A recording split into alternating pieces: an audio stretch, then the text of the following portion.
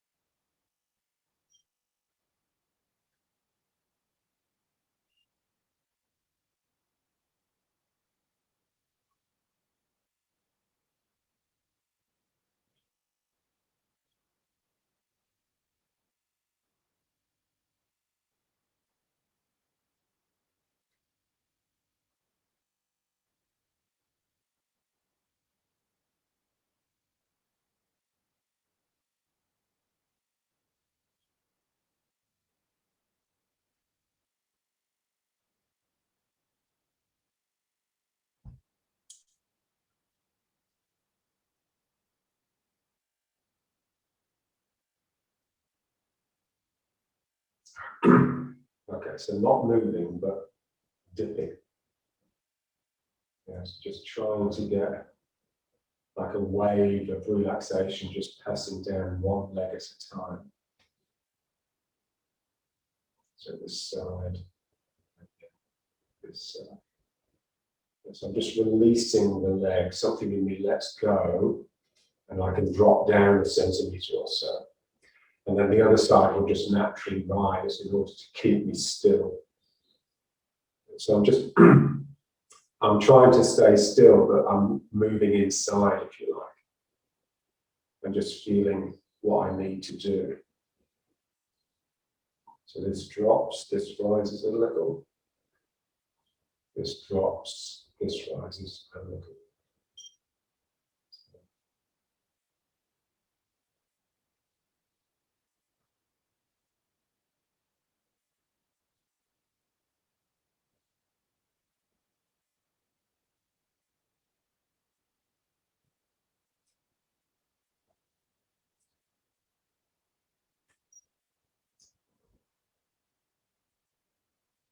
Yes, it's just this feeling of something releasing. You're letting go of something, and it can come off and go out of you, either down into the ground or forwards from the hand.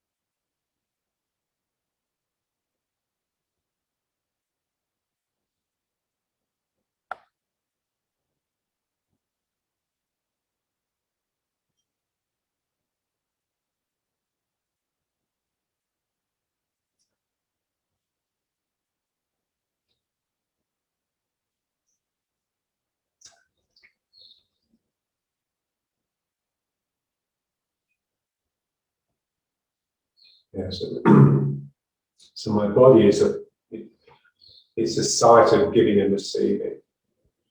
So I'm releasing something. So you can think of like one side releasing, the other side receiving. Yeah, so we're just trying to get an exchange, if you like.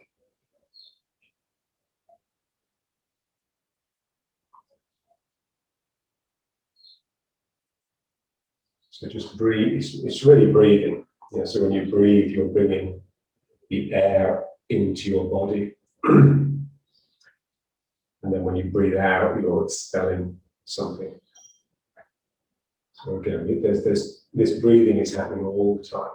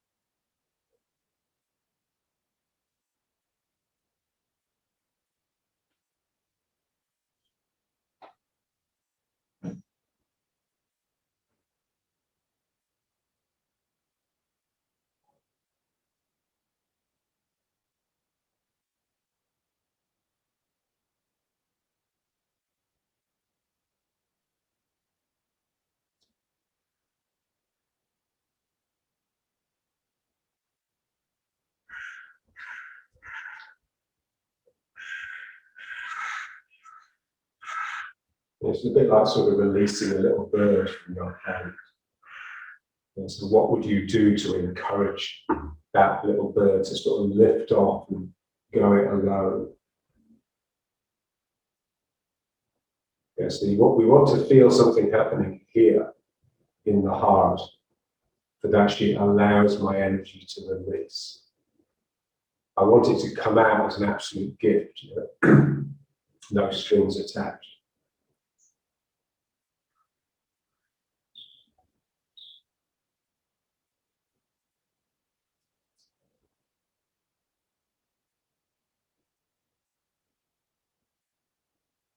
Yeah. So just as you get more and more into it, and it becomes more and more real, just feel this sort of tightening up in the background to maintain a balance. And so there's always part of you that's holding on. And we want that to be the down chair. So the more the down chair can grip and hold on, the more I've got to give, the more I have to give.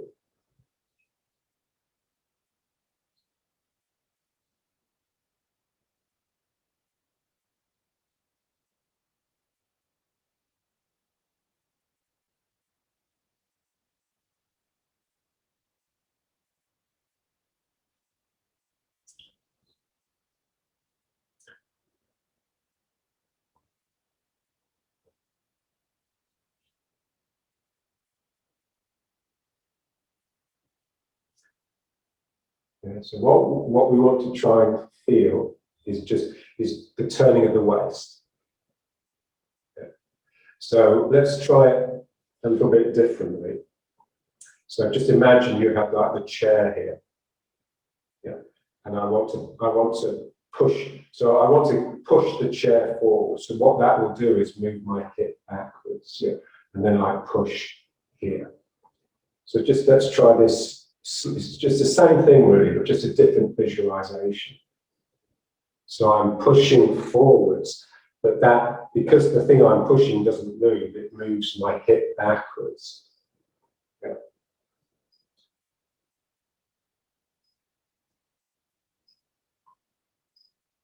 So I push and this moves.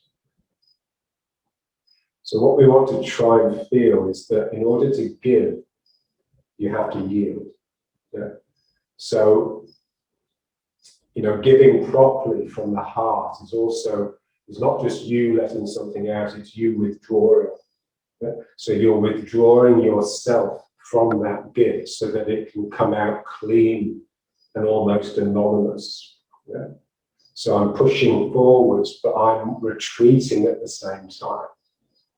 So one.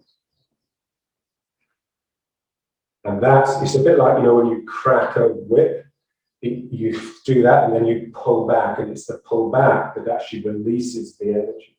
The same thing here. As I push forwards, I'm melting away, I'm melting backwards.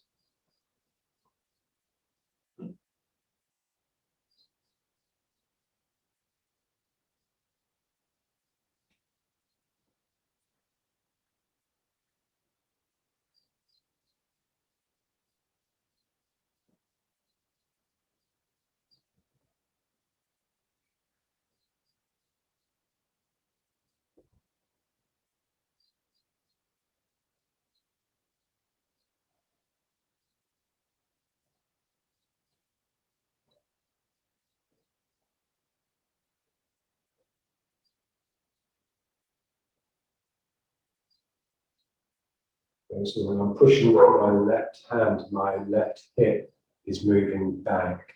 When I'm pushing with my right hand, my right hip is moving back. So this is what we have to do to make it energy rather than force. If I wanted to use force, then I would just throw the strength of my leg into my hand. Yeah? But that's not soft, obviously. So for it to be soft, I have to give the tenderest of touches, and I have to be prepared to retreat. I have to be prepared to disappear.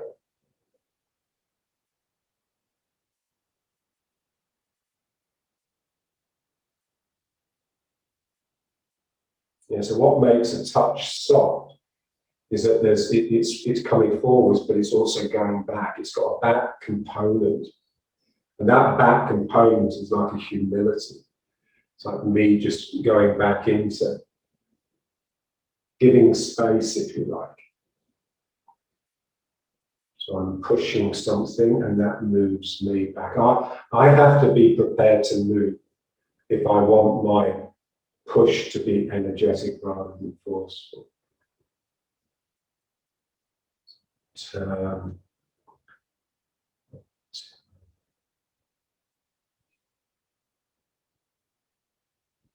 And now let's just go back to what we were doing. So just releasing, something in me releases, but this goes back at the same time. So, and again here. So here it's as much as sinking now as it is going back, because I'm wanting what comes off my hand to come up as well as forwards. Yes, if I want the other person to come up, I have to be prepared to go down. If I want the other person to go that direction, I have to be prepared to go that direction. Because it's a meeting, it's an exchange. It's not just me doing something willful to an object.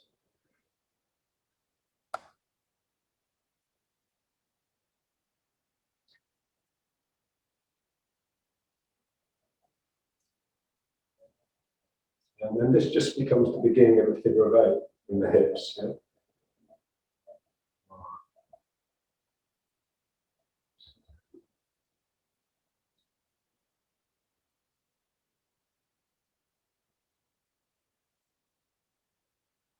So give and take.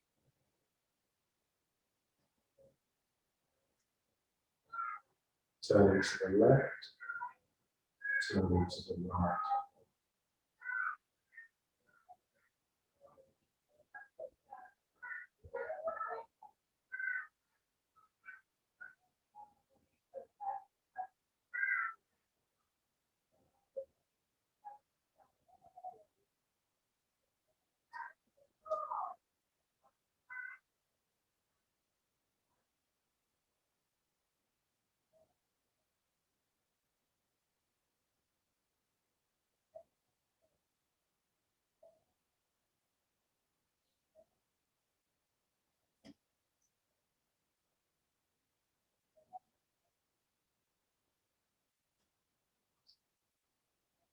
Okay.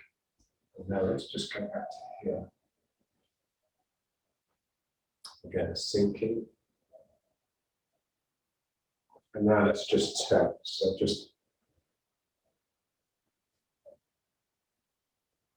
turning from the hips.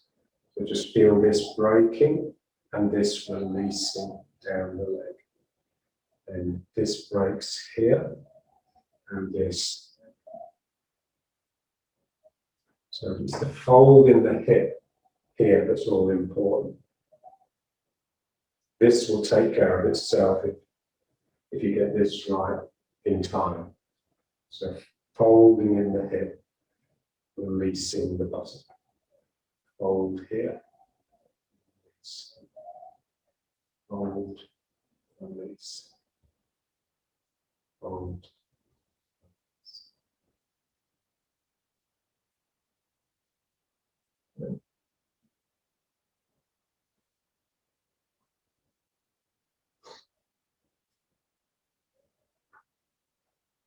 Yes, if you only fold it here, it would stick your thumb out. And so you need this so that your thumb doesn't go out too much. So your thumb goes out, but it comes in again in a sense. So I have to really fold here and draw it back. And then just allow this to just straighten down into this.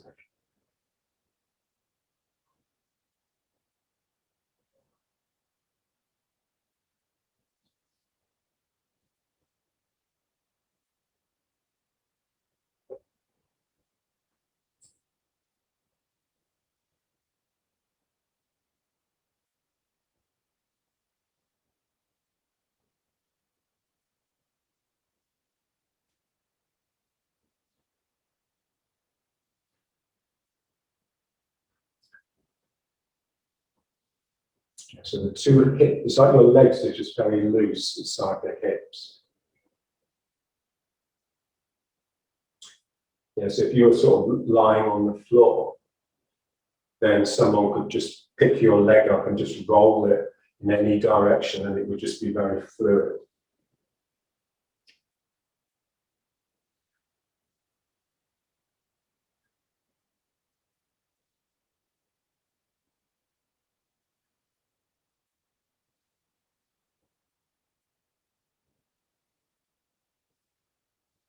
So the front of the hip and the sacroiliac joint here. So those are the two joints that need to release so that this can sort of remain relatively stable as it's turning.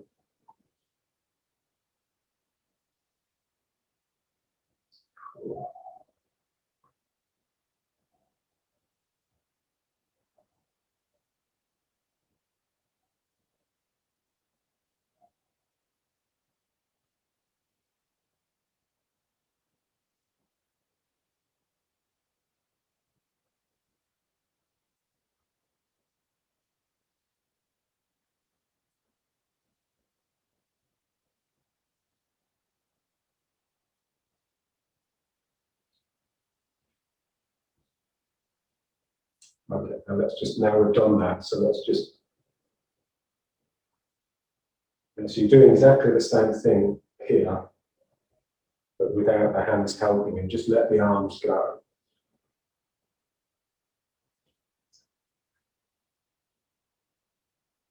And so one side breaking, the other side releasing, one side breaking, releasing.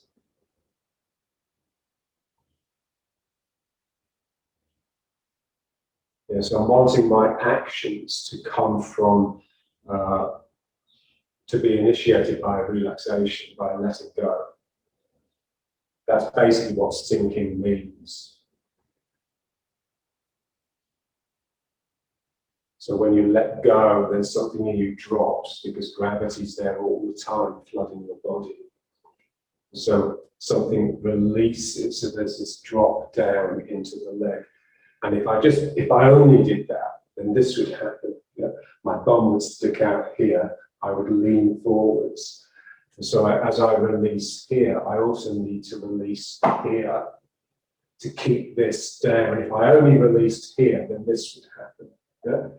So my turning is just constantly rebalancing those two releases from the hip and the opposite sacroiliac.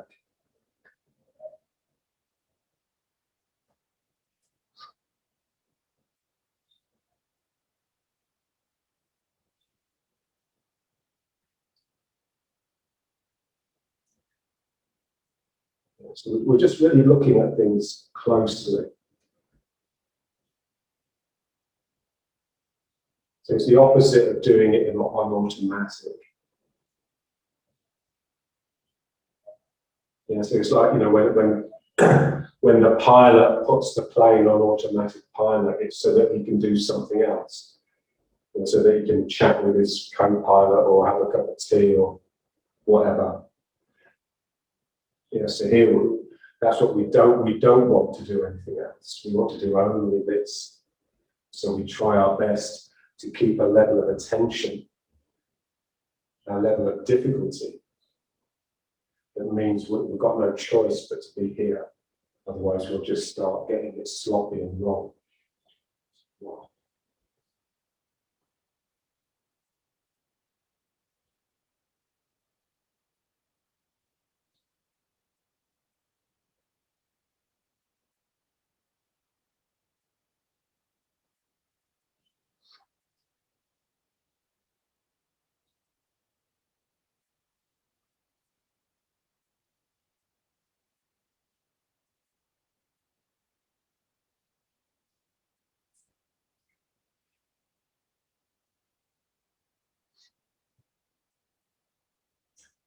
Yeah, so the ego is just one, the I, you know, the number one. So it hates having to make balance. Yeah. This is why balance is so rare. Balance is there all the time in nature, but in the human world, it's very rare. So we're just trying to strike a balance. So this turn is happening not because I'm turning myself like that. That would be my ego. But because I'm balancing these two releases either side. And I'm just juggling. I'm sort of constantly juggling to keep that balance in such a way that I can give this appearance of being stable and serene inside this movement.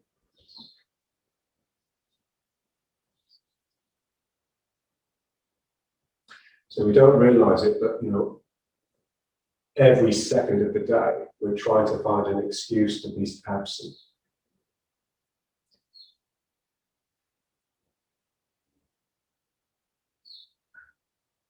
So here we're just coming back to the body and the very basic function of action of the body, which is just release and release and release.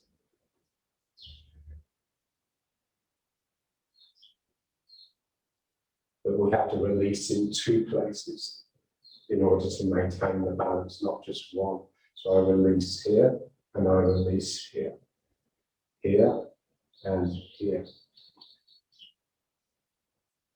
So you really do need a mind that can quite contentedly be in two places almost at the same time.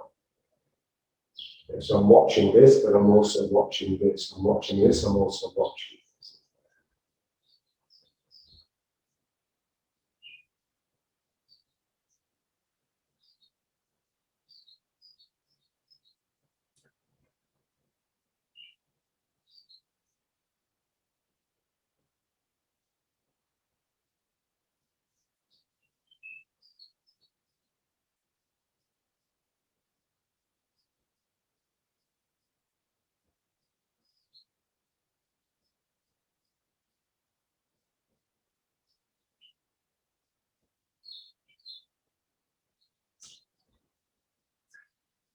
And to go on automatic pilot, something in you becomes tense.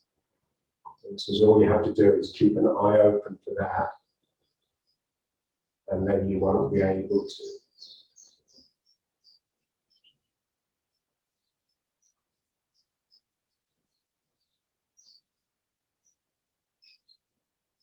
Okay. And now let's just come back to riding force.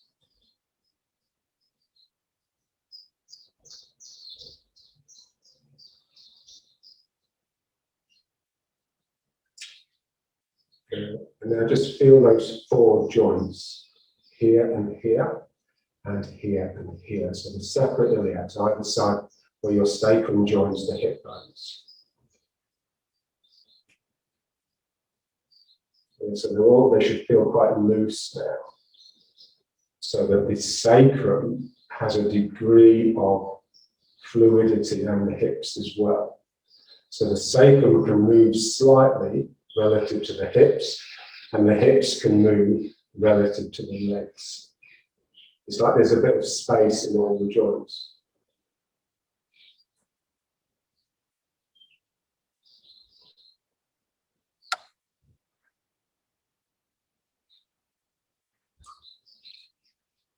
Yeah, so we're just trying to not lock the body into one thing, to allow this to be one thing and this to be another. So we're just trying to get that sort of play between the feet. So we're just trying to get the sacrum just to be a little bit wobbly.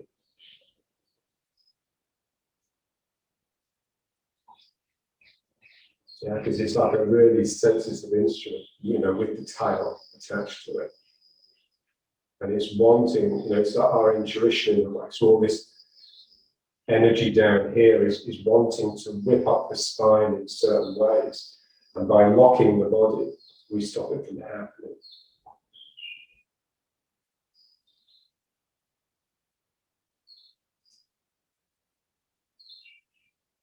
Yeah, so when you open it up, then suddenly you're just in a world of feeling rather than the world of images.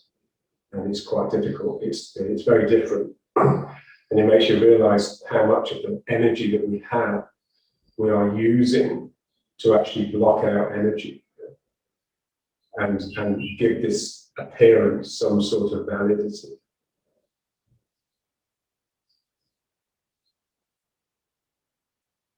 Okay, now let's just draw the belly in, very, very subtle. Yeah, it's like it's like the sacrum. Imagine the sacrum is like, I think it's 5 vertebrae at one time that are fused.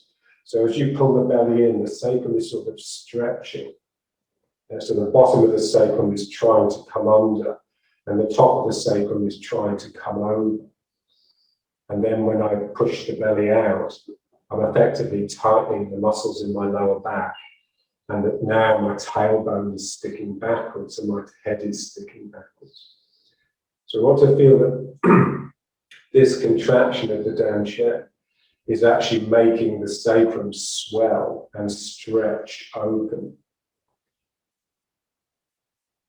And then this is actually allowing it to just go back to its normal contracted tight state. So this is really stretching that area. My tailbone coming under a little, and my head coming over, and then just rocking back. So just look at the sacrum, just feel the sacrum.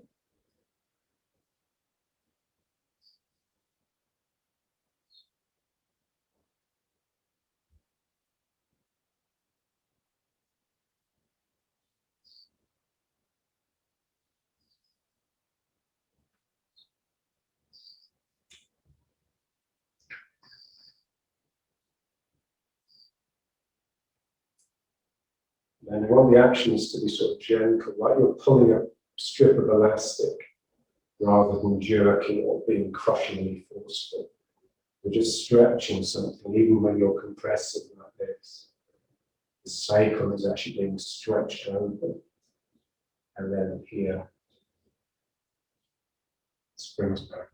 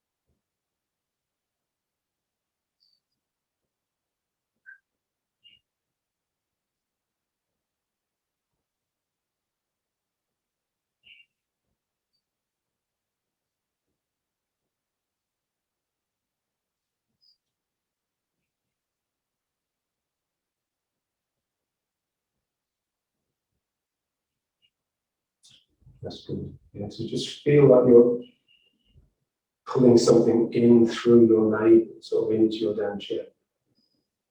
And then here, you're squirting something out of there. And so it's very much a breathing action. You're pulling energy in, storing it, pushing it back into the kidneys. And then you're sending something out to get another grab of energy.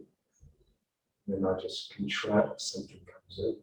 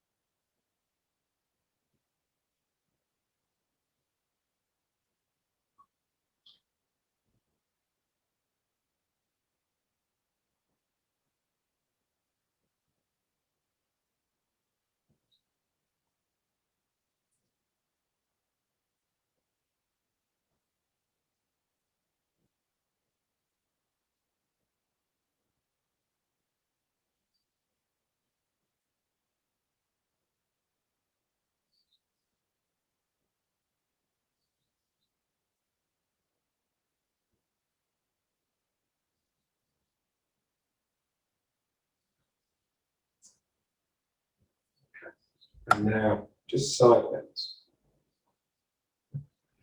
Just leaning over a little bit, feel the stretch here, and then just contract that muscle.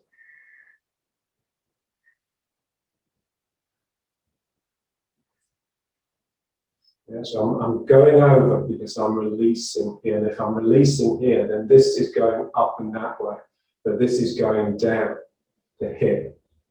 And then I just contract this, and that will bring my hip up and my shoulder down. Yeah, so just try and think in terms of the muscle that's actually working. Just put your mind in it. So I contract here, and that releases this side. This is what we're trying to catch. That you can have local tension one side, which actually helps the other side relax. And then I tighten up here, so my hip and my shoulder are moving together. And then I can just really release this side, because I know this side I'm holding on, you see.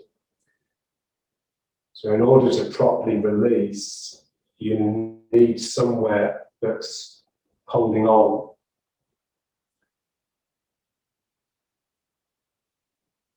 And then I contract here.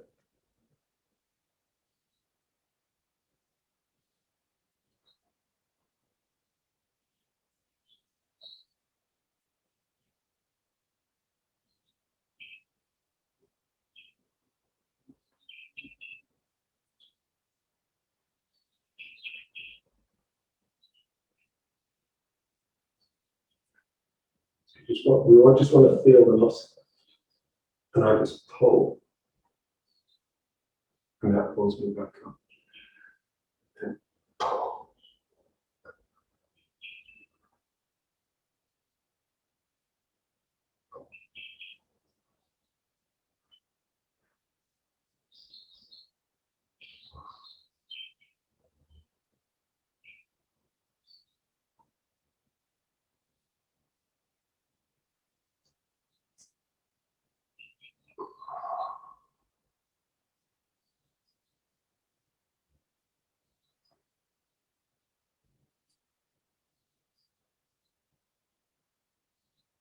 And so we'd like this whole midriff area to be just this thick belt of muscle.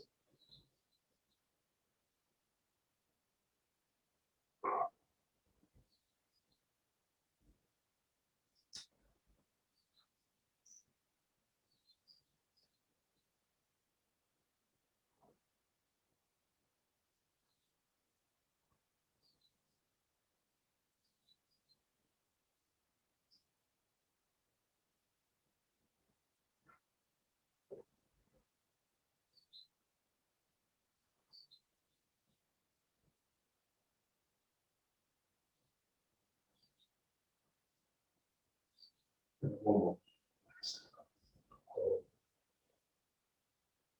Release. Okay.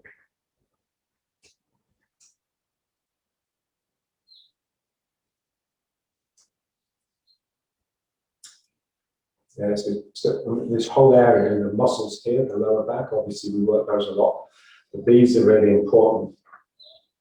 Yeah. There's a feeling that the reason your shoulder is down and relaxed is partly because these muscles here are just constantly pulling that side of the body. So there's tone here all the time, which protects what's inside. You think you've got the rib cage, you've got the bowl of the pelvis, but then here, you've got nothing. And so the muscles are naturally protected. Tends to give you a bit of a thick waist, but can't have everything. Okay, now let's just try going up and down.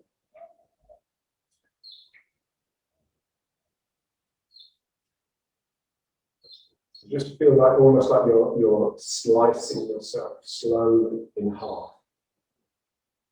So you're making like an incision.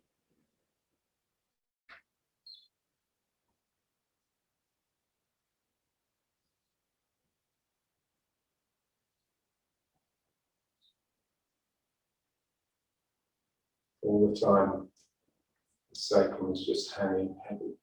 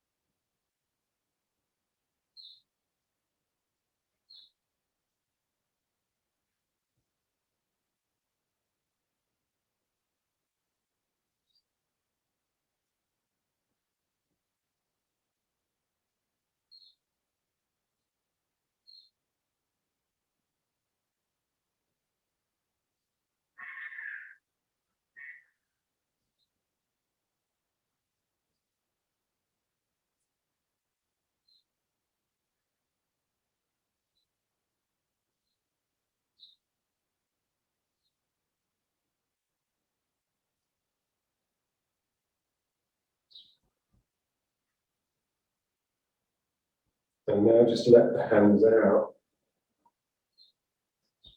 to the side. And now what we want to do now is twist. So we're trying to keep the hips still and just turning the shoulders relative to the hips. So you actually have to try and twist the hips the other way really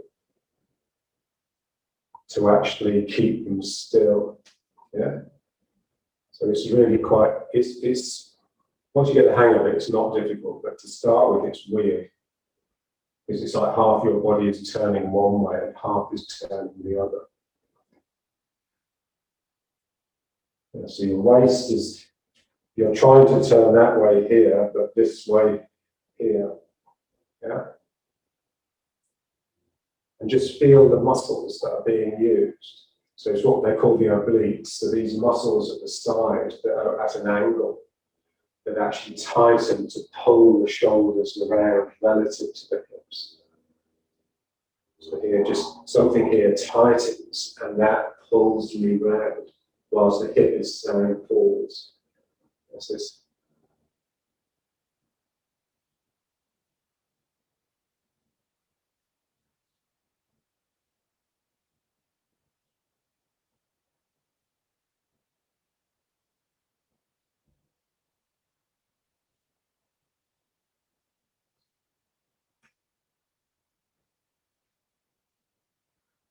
So it's tricky.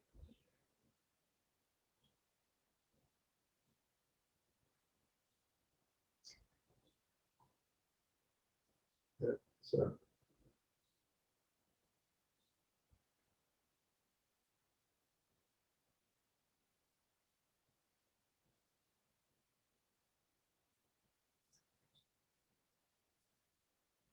It's basically what we were doing at the beginning when we were sort of releasing the energy and getting the hip to go in the opposite direction. So here we're just trying to find the muscle that's actually involved in that twist. Okay, now let's just come back to here and we'll try it a bit differently. So just up and out again. Okay, now what we'll do now is keep the arms still and just twist here.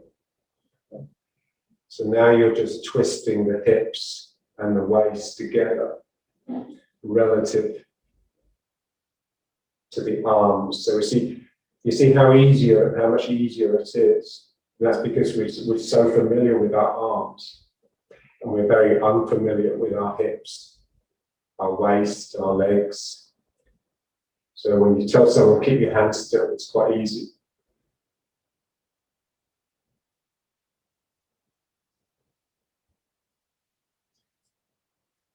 And again, just work it, just try and feel the work in the muscles as they twist to get this turn. So twist.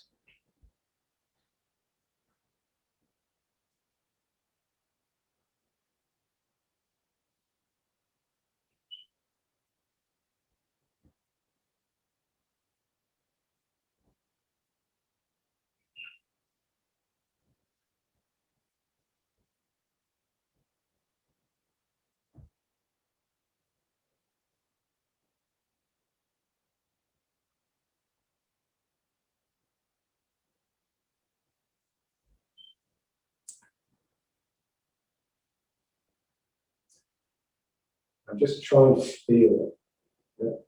Feel the emotion, not the sensation. It's got nothing to do with sensations. It's how does it make you feel here.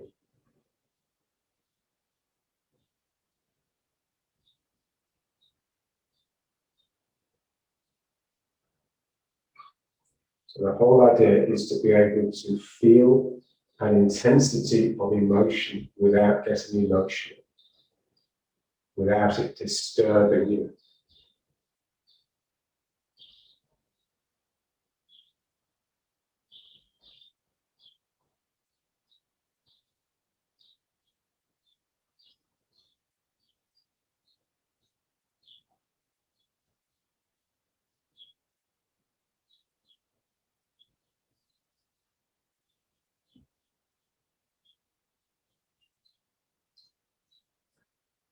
So feel the two sides of the hips. They're both doing different things. Basically the same as what we were doing before when we were turning from the hip and the sacroiliac.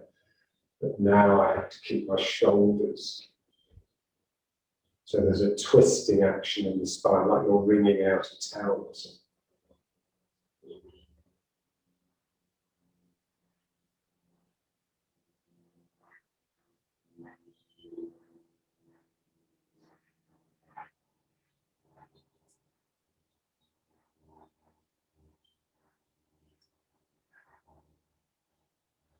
Just feel the legs, how the legs are working. So now it's like we're just. So this is very different than actually just turning the whole body. So the legs have to work in a very sort of muscular, wrestly way. So it's again, there's a different emotion attached.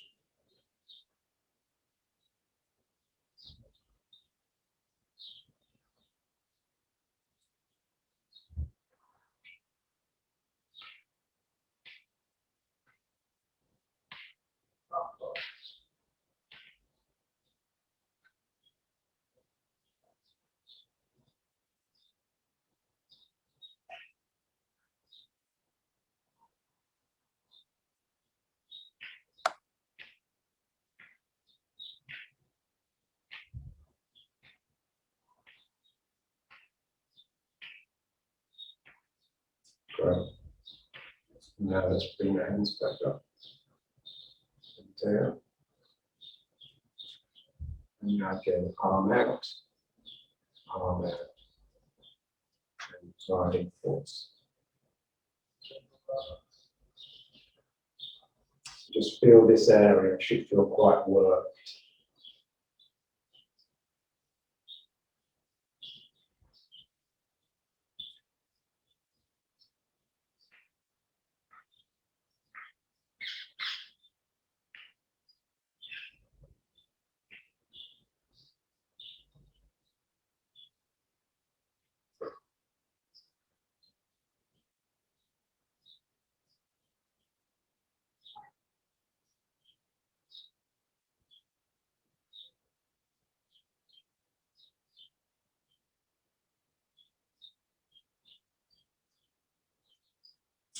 Okay, and let's just drop the hands.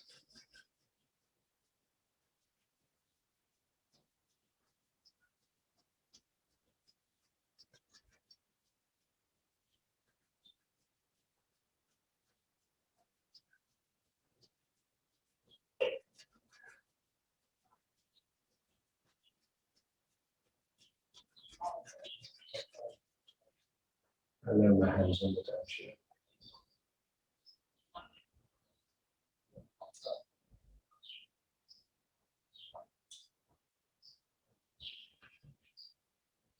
So feel the presence of the hands. It's like this one. They just give support, not just physical support, but also like emotional support. They're like a reminder.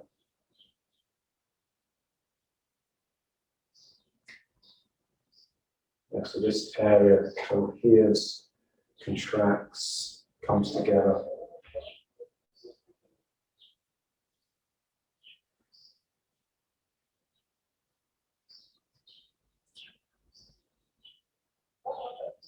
That's it. We feel this, the deep heart, so the hollow here between the nipples, feel that actually being just pulled down into the influence of the dantia. And just let the head sway. Yeah. And let this just rock.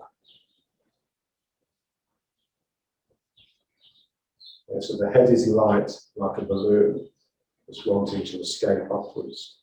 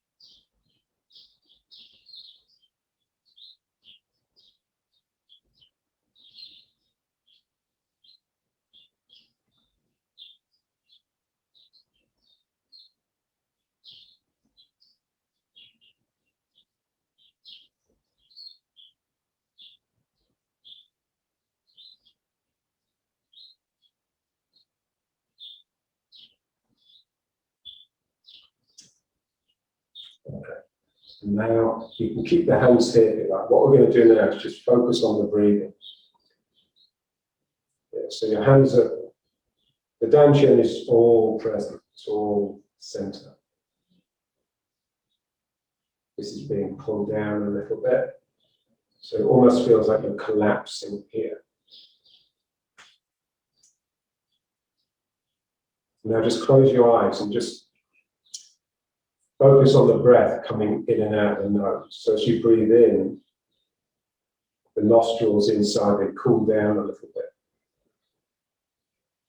And then as you breathe out, they warm up a little bit. So just feel the breath coming in, filling up your body, and then let the breath go out. So it's a very sort of mysterious business, because we think of ourselves being relatively compact and without any holes or anything, but actually the world is coming in and out of us all the time. So you're bringing air in, and you're letting air out. So just feel that exchange.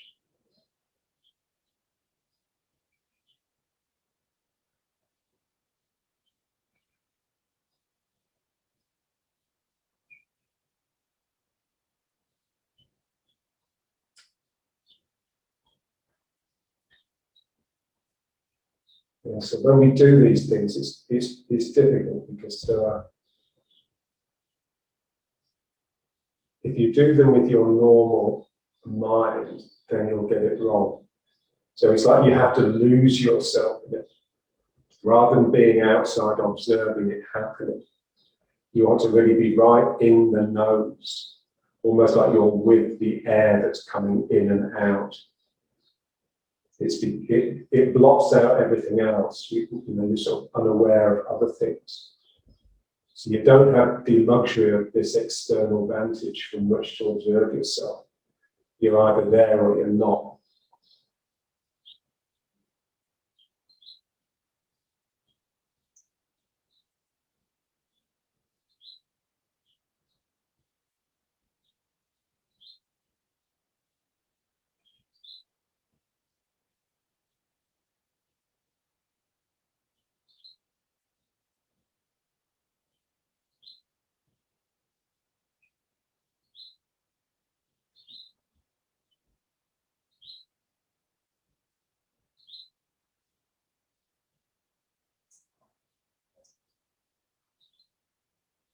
Just imagine there was like some color tracer in the air. You could see all these sort of turbulence, all the currents that were being produced by your breathing.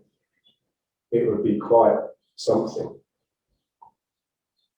Yeah, so you're having a real effect on the room simply by the fact that you're alive.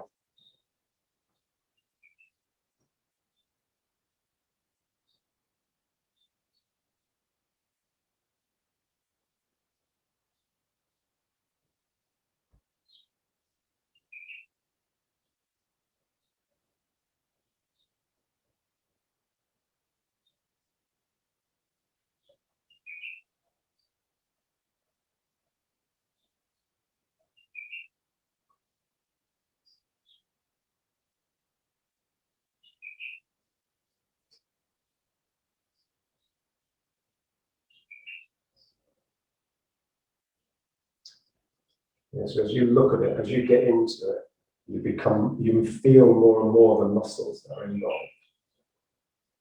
And those muscles should be improving the posture, especially around your middle. And so this action of the diaphragm and the belly that's been used in breathing, when you become mindful of the breathing, in a sense it gets more thick. So the air becomes more viscous. So it almost feels like it's more difficult to get in and out. It's not, it's just that you're with the muscles that are working.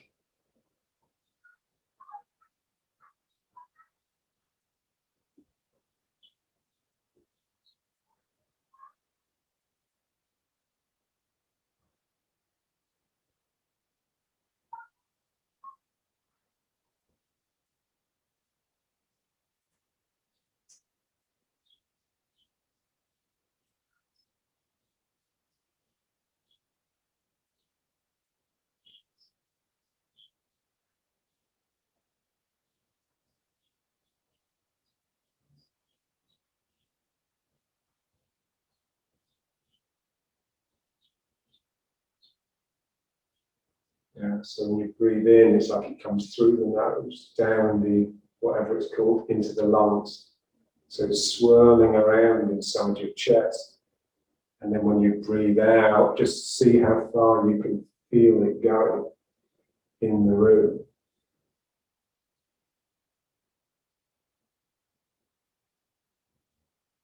And feel the in-breath wanting to start as the out-breath is finishing. So the two overlap, that's the feeling.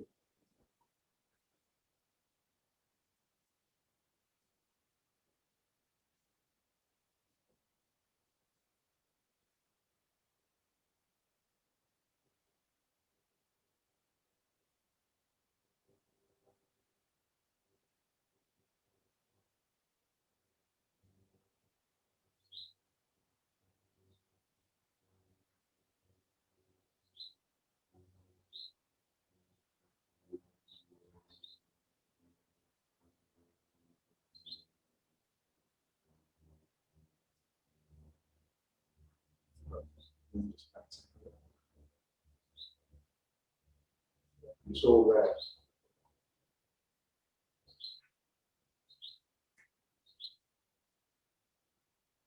You just feel the energy breathing there.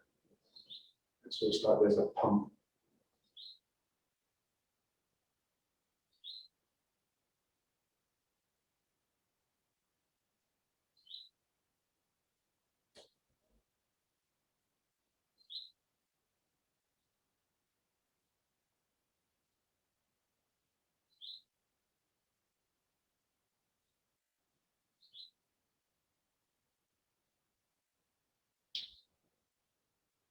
Just very gently, just moving a little bit.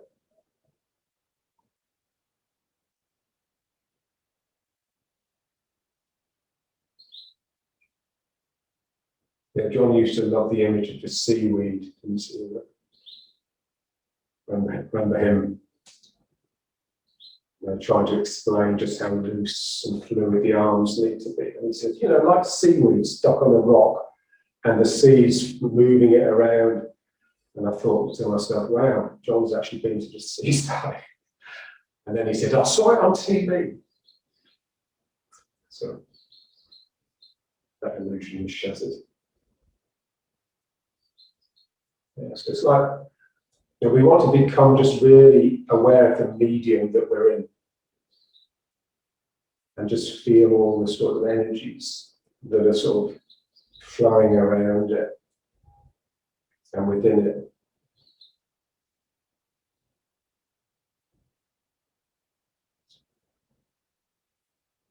Yes, imagine someone was just to walk through the room. I mean, you'd feel the wind, wouldn't you? You'd feel the draft coming from their movement. And not just a draft of the wind, you'd feel a trace of their mood. So you'd know if they were in a good mood or a bad mood, if they were soft or not. Yeah, so we just want to really just wake up those sensitivities and just be with them, registering them.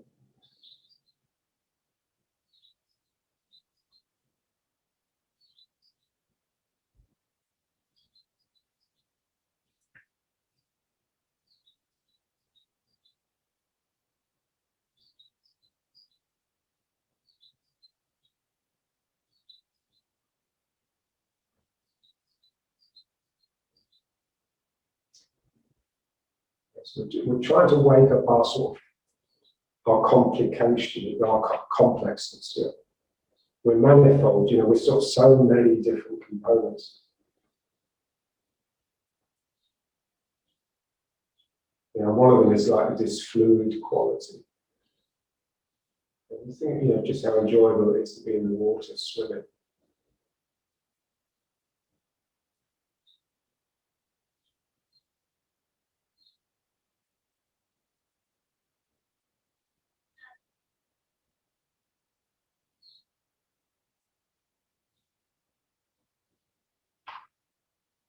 And it's like in the water, it's like everything's in slow motion.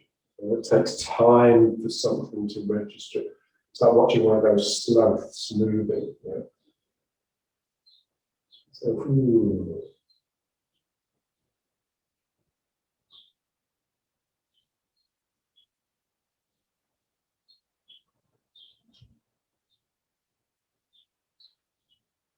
Yeah, so if we sort of do like a regular movement,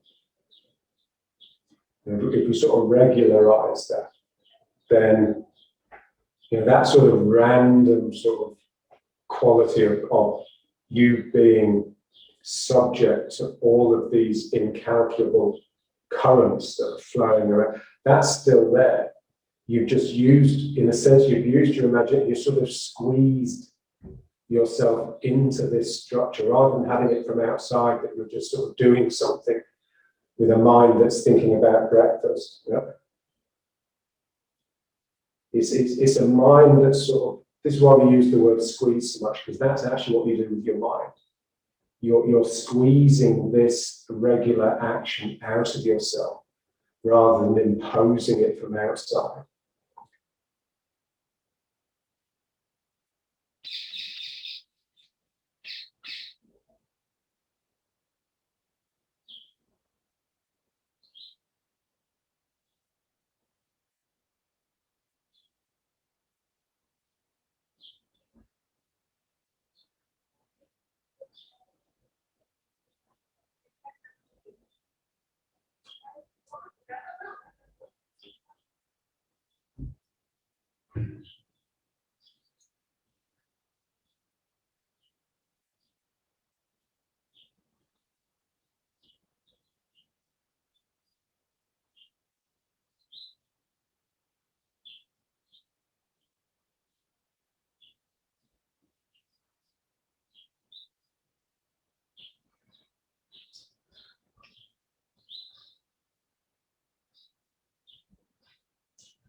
And one of the students once complaining, saying, but it's not real, it's all psychosomatic.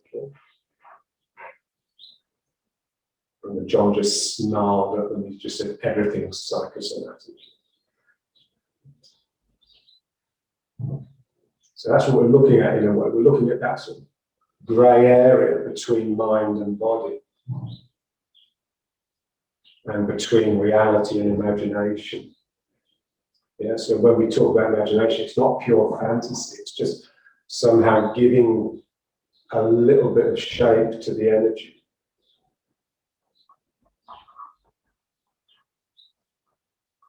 Exactly what artists do.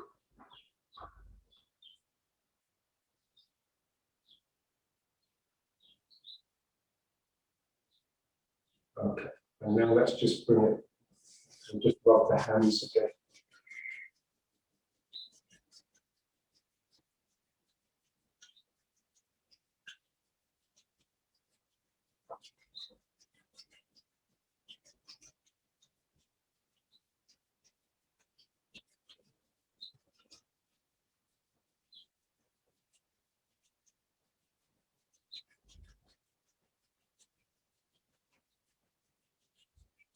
And then just place the hands on the chest, yeah?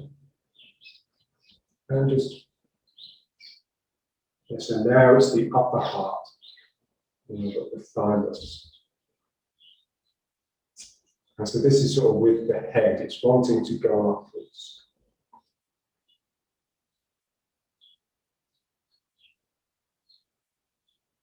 I was talking to my daughter yesterday, and she's sort of really into acrobatics and all that.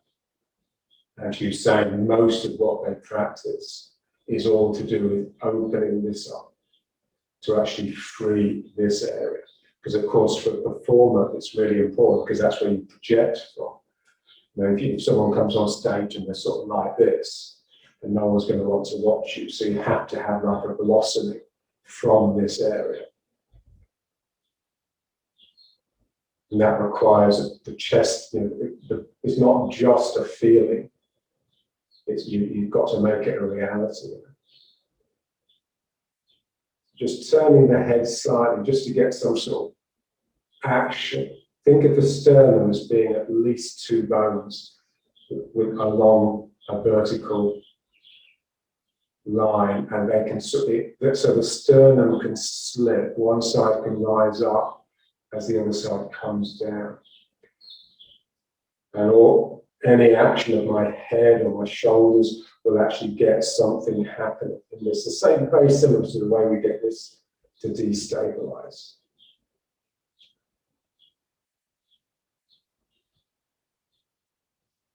Yeah, so basically, we'd like to break into as many pieces as possible.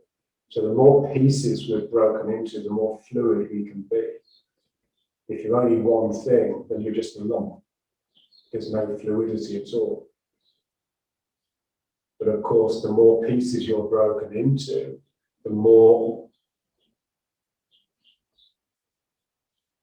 in a sense, the more organized your mind needs to be, in a good way, to actually keep them all together, keep them all working together fluidly and meaningfully.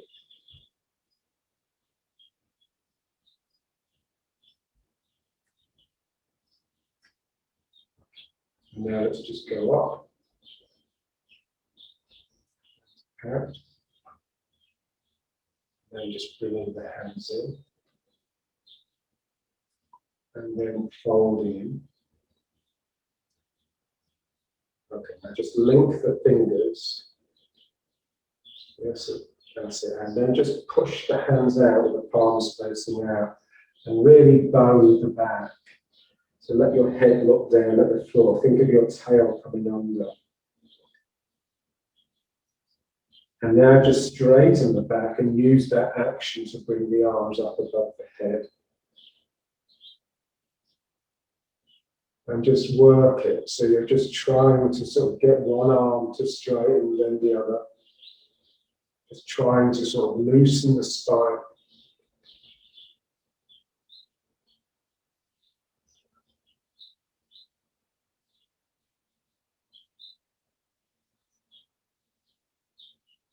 So feel it pulling the chest, but especially feel it pulling the back, the spine, between the shoulder blades. Keep the sacrum heavy, so the sacrum is relaxed, dropping down. And then just release the hands and just bring them down to the side. With the fingers pointing up, that's it. And now just turn the head, and as you turn the head, just relax that shoulder and release down the arm into the hand. And then turn the head the other way. Yeah, so there's a flow going in the direction that your head is turning.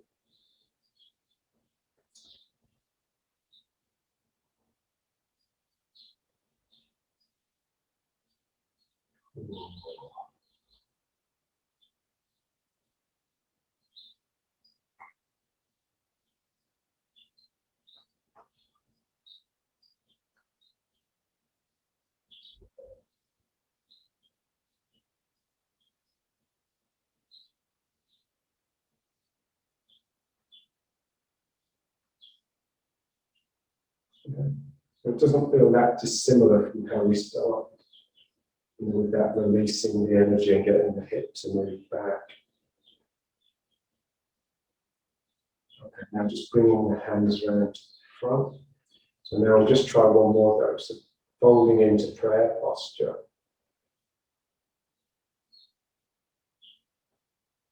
Linking the fingers. And then just pressing out. And just relieve, like just rolling each shoulder. If you work each side alternately, then you'll get much more stretch than if you just push them both together.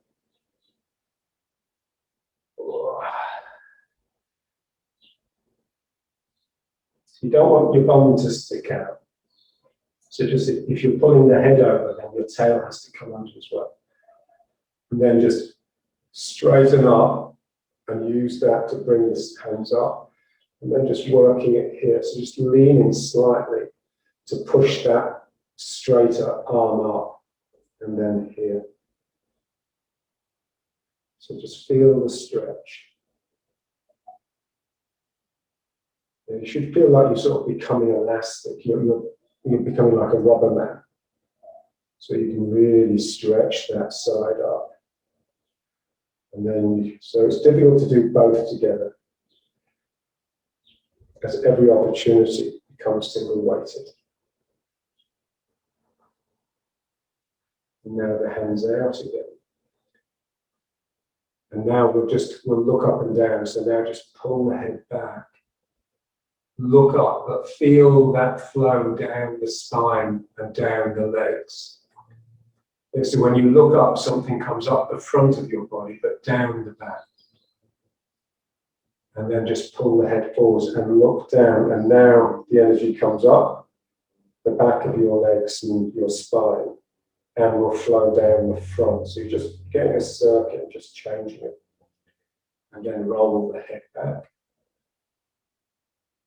So now the energy is coming up the front and down the back. And then rolling the head forwards. You just feel how heavy you have to make your sacrum to stop yourself coming up physically. Okay, now one more. So looking right up, pushing the chin towards the ceiling. And then one more down.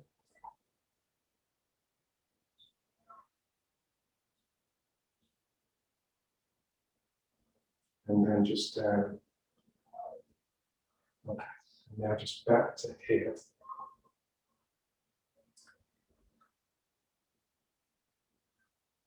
Now let's just rub the hands again. And then we'll do this point. So if you've got glasses on, you need to take them off.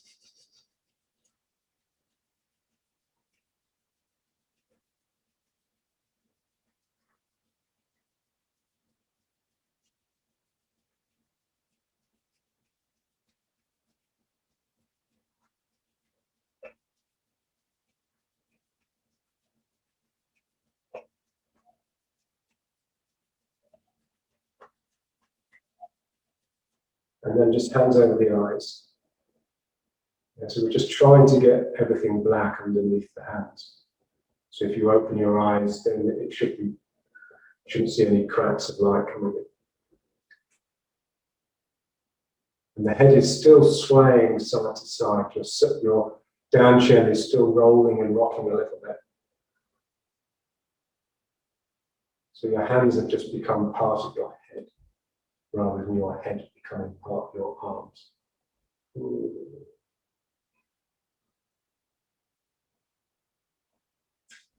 So you just want to hold it long enough for your eyes to grow accustomed to the blackness, so that when we take the hands off the eyes, the light is startling.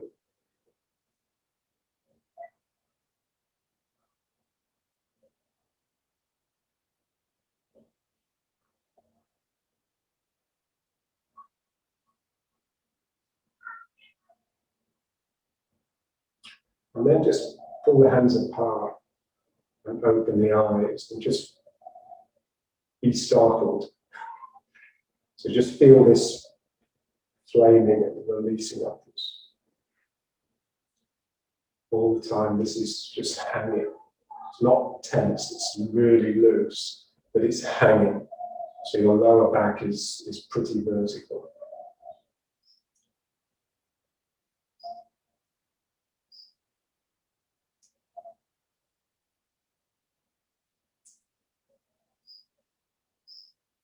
So there's part of you that wants to go up, that wants to ascend.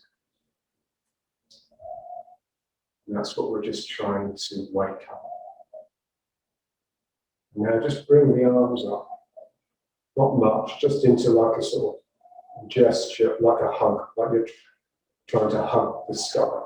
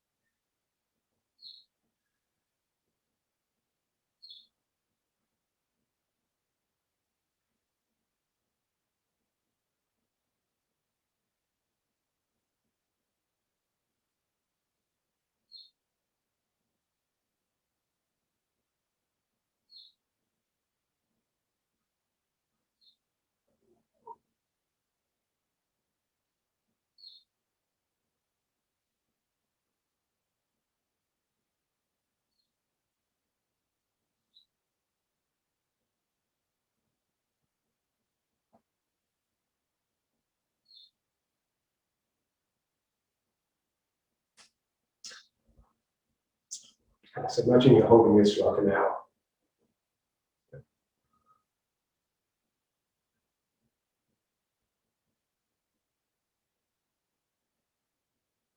And what would it be that's holding your arms up? It would feel like it was something else. It would feel almost like they were being pulled up, because you'd just be so exhausted. Yeah.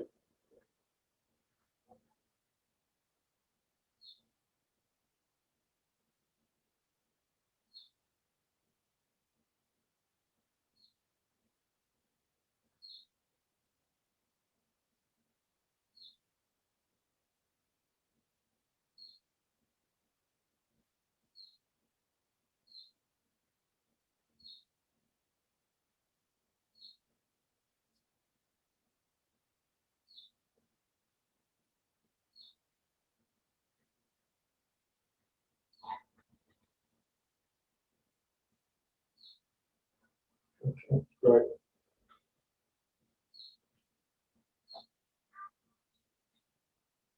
So let's just slip into lying pause.